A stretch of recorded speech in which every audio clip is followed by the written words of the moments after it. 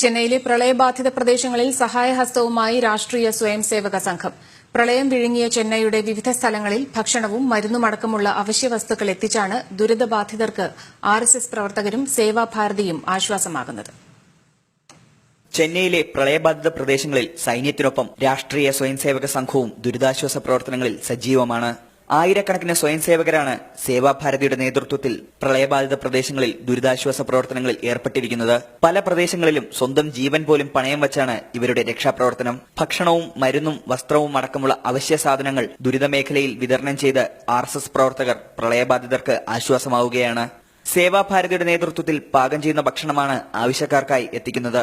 കടപുഴകിയ വൈദ്യുതി പോസ്റ്റുകൾ നീക്കം ചെയ്യുന്നതിനും വൃദ്ധരെയും സ്ത്രീകളെയും കുട്ടികളെയും സുരക്ഷിത സ്ഥാനങ്ങളിൽ എത്തിക്കുന്നതിനും സ്വയംസേവകർ നേതൃത്വം നൽകുന്നു.